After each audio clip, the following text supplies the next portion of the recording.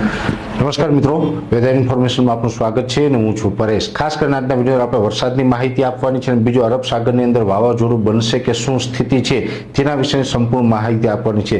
સૌપ્રથમ તો હું આપને એ પણ જણાવી દઉં કે આમ તો ઘણા દિવસથી આપણે કહી રહ્યા છીએ કે અરબ સાગરની અંદર જે એક સિસ્ટમ બની રહી છે, આ સિસ્ટમ છે એના ઉપર અમારી સતત નજર રહેશે, કેમ કે વાવાઝોડું બનશે કે નહીં એ કન્ફર્મ નથી। જો એ સિસ્ટમ છે એ દરિયાકાંઠાથી પશ્ચિમ દિશામાં એટલે કે જે સમુદ્રની અંદર થોડીક ગતિ કરશે તો ત્યાં અનુકૂળ હવામાન છે ને ત્યાં વાવાઝોડું બની શકે છે। આ સતત અત્યાર સુધી અમે નજર રાખી, આજે તારીખ થઈ છે 20 મે 2025।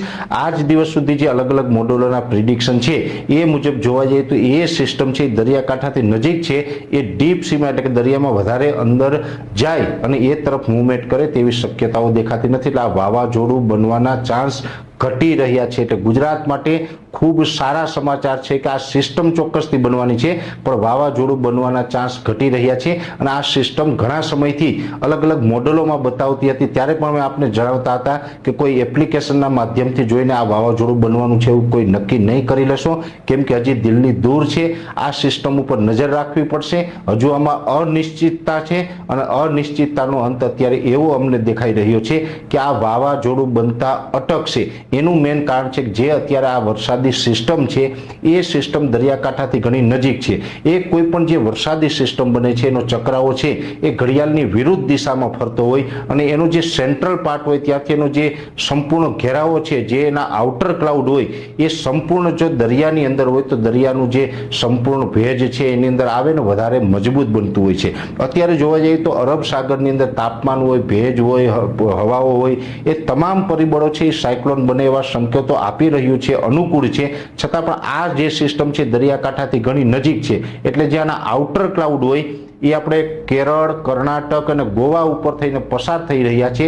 એટલે જે જમીનો ઉપરથી અમુક જે આઉટર ક્લાઉડ પસાર થઈ રહ્યા છે ને એ એને સૂકા પવનો આપી રહ્યા છે, ભેજવાળા પવનો નથી આપી રહ્યા। એટલે દરિયામાંથી જે ભેજ આવે છે એ જમીન ઉપર થઈને પછી સૂકા પવનો આ સિસ્ટમની અંદર ભળવાના છે, એટલે આ વધારે મજબૂત બનીને સાયક્લોન સુધી કદાચ નહીં પહોંચે એવું અત્યારે અમે અલગ અલગ મોડલથી પ્રિડિક્શન કર્યું એમાં અમને જાણવા મળી રહ્યું છે। પણ એક ચોક્કસથી છે કે આ કદાચ સાયક્લોન ન બને, પણ એક મજબૂત સિસ્ટમ ચોક્કસથી બનવાની છે।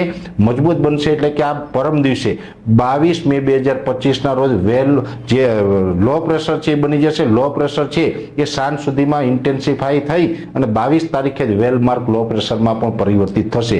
જે સાયક્લોનિક સર્ક્યુલેશન છે એ લો પ્રેશર બનશે, ત્યારબાદ વેલમાર્ક લો પ્રેશર બનશે અને ત્યારબાદ ડિપ્રેશન અથવા તો ડીપ ડિપ્રેશન પણ આની અંદર બની શકે છે। જોકે આ જે વરસાદી સિસ્ટમ છે સામાન્ય રીતે જોવા જઈએ તો સાયક્લોનિક સર્ક્યુલેશન હોય, ત્યારબાદ low pressure, well-marked low pressure, depression અને ડીપ ડિપ્રેશન, એટલે સુધી સિસ્ટમ મજબૂત થાય ને ડીપ ડિપ્રેશન મજબૂત થાય ત્યારબાદ એ સાયક્લોન બનતું હોય છે।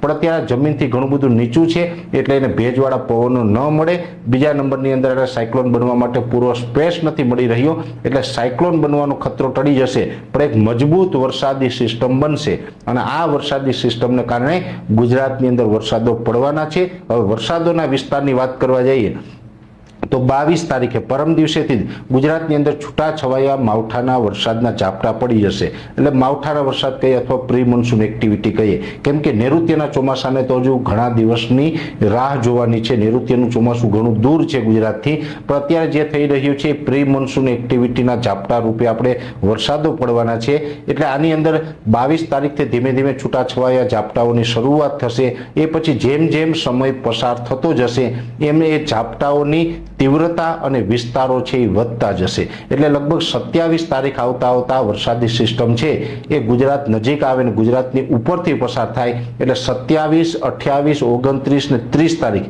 એમ 4 દિવસ સુધી ગુજરાતની અંદર સામાન્ય કરતા વધારે વરસાદ પડે। અનેક જગ્યાએ 2 થી લઈને 4 ઇંચ વરસાદ, તો કોઈ જગ્યાએ 4 ઇંચ કરતા વધારે વરસાદ પણ પડી શકે। એટલે એટલું કહી શકાય કે ગુજરાતના અનેક વિસ્તારોની અંદર મે મહિનાના છેલ્લા દિવસોની અંદર વાવણી લાયક વરસાદ પણ પડશે। જોકે આ વરસાદો છે જેની અંદર વધારે શક્યતાઓ જે દેખાઈ રહી છે, જેમાં અત્યારે ગીર સોમનાથના ભાગ છે, જુનાગઢ છે, અમરેલી છે, ભાવનગર છે, બોટાદ છે, આ સૌરાષ્ટ્રના આટલા ભાગોની અંદર થોડીક તીવ્રતા વધારે રહે અને સૌરાષ્ટ્રના બીજા વિસ્તારોની અંદર થોડીક તીવ્રતા ઓછી રહે।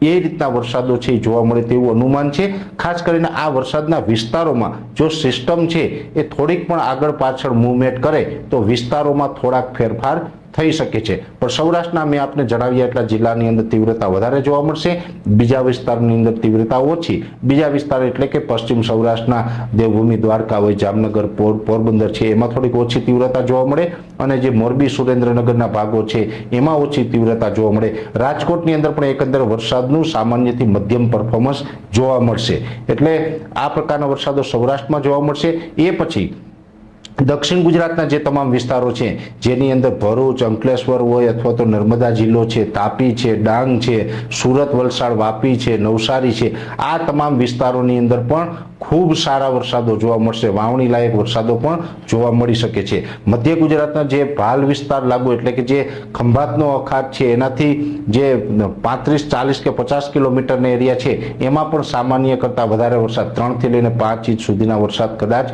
નોંધાઈ શકે છે।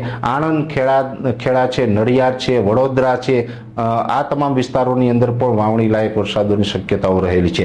અમદાવાદ, ગાંધીનગર, વિરમગામ જેવા વિસ્તારોની અંદર હળવાથી મધ્યમ અને અમુક જગ્યાએ ભારે ઝાપટા પડી શકે, તથા જે મધ્યપ્રદેશ બોર્ડર લાગુ વિસ્તારો છે જેમાં છોટાઉદેપુર હોય, દાહોદ, ગોધરા છે, મહીસાગરના વિસ્તારો છે એની અંદર પણ 1 થી લઈને 3 ઇંચ સુધીના વરસાદો સંભવ છે। બાકી ઉત્તર ગુજરાતની વાત કરવા જઈએ તો અરવલ્લીની અંદર હળવા મધ્યમ ભારે ઝાપટાઓ જોવા મળશે। જે બીજા વિસ્તારો છે ઉત્તર ગુજરાતના જેમાં ખાસ કરીને સાબરકાંઠાની અંદર થોડાક ભારે ઝાપટા પડી શકે, સાબરકાંઠાની અંદર અતિ તીવ્રતા સાથે વરસાદ નહીં પડે પણ ભારે ઝાપટા જોવા મળી શકે।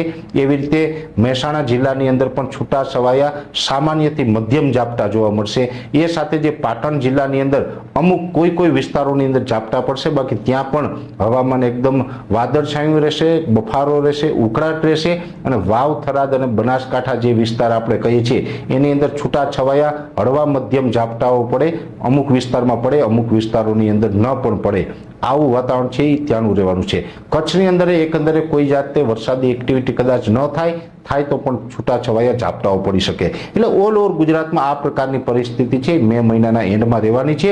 પણ મેં આપણે જે સૌરાષ્ટ્રના ઘણા બધા વિસ્તાર જણાવ્યા, મધ્ય ગુજરાતના જણાવ્યા, દક્ષિણ ગુજરાતના જણાવ્યા, મધ્યપ્રદેશ બોર્ડરના જે જિલ્લાઓ છે એની અંદર જણાવ્યું, એટલે 50% અથવા તો તેનાથી વધારે વિસ્તારો એવા હશે કે જ્યાં વાવણી લાયક વરસાદ થશે।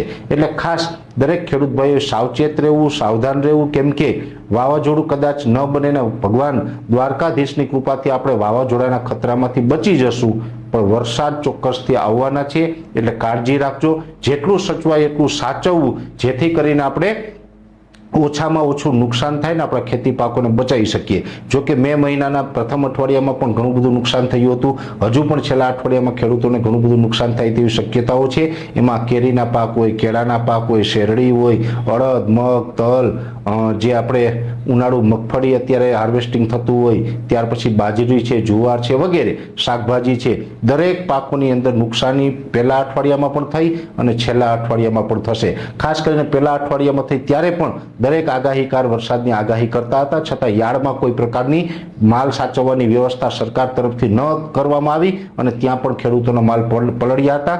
અત્યારે પણ હું તો સરકારશ્રીને અપીલ કરી રહ્યો છું કે હજુ પણ મે મહિનાના છેલ્લા અઠવાડિયામાં વરસાદની શક્યતાઓ છે, હજી પણ સરકાર જાગી જાઓ અને માલ ન પલળે એ બાબતની વ્યવસ્થા કરો, જેથી કરીને જગતનો તાત છે એનો જે દિવસ રાત મહેનત કરીને જે ઉત્પાદન લઈ આવેલા છે એ ઉત્પાદન ઉપર પાણી ન ફરી વળે। એટલે ખાસ મે મહિનાના છેલ્લા અઠવાડિયામાં આવા વરસાદો પડવાના છે। ખાસ કરીને વરસાદો છે એમાં ગાજવીજ અને પવનનું પ્રમાણ પણ વધારે જોવા મળશે। જો કે આ નૈઋત્યનું ચોમાસું નથી, કમોસમી વરસાદ પણ કહી શકાય, પ્રી મોન્સૂન એક્ટિવિટી પણ કહી શકાય, આ ટાઈપના વરસાદોનું અત્યારે અનુમાન છે। ખાસ કરીને આજના વિડીયોની અંદર આપણે એ જ મેસેજ આપવાનો હતો કે કદાચ અત્યારની જે આ કન્ડિશન છે, છેલ્લા 3-4 દિવસથી અમે આપને જણાવતા હતા કે કદાચ સાયક્લોન બને કે ન બને, સેટેલાઇટના માધ્યમથી સતત અમે આનું પ્રિડિક્શન કરતા હતા। એટલે પ્રિડિક્શનની અંદર આજે 20 મે 2025ના રોજ જે આપણો નિર્ણય આવ્યો છે, નિર્ણય મેં આપના આ વિડીયોના મારફતે જણાવવાનો પ્રયત્ન કર્યો છે। હવે આ જે સિસ્ટમ છે એ સિસ્ટમ ઉપર હજુ પણ અમારી સતત નજર રહેશે। જો આ વરસાદોના વિસ્તારો જણાવીએ એમાં પણ કોઈ ફેરફાર હશે તો પણ માહિતી આપવામાં આવશે, અને આ સિસ્ટમને કારણે નૈઋત્યના ચોમાસા ઉપર શું અસર પડશે એની નેક્સ્ટ વિડીયોમાં વાત કરવામાં આવશે। અત્યારે આ વિડીયોની અંદર એટલું જ। અંતમાં દરેક મિત્રોને વિનંતી રહેશે કે આ વિડીયોને લાઈક આપીને દરેક ગ્રુપમાં શેર કરવો અને ચેનલને સબસ્ક્રાઇબ કરવી। હાલ રજા આપશો। ધન્યવાદ.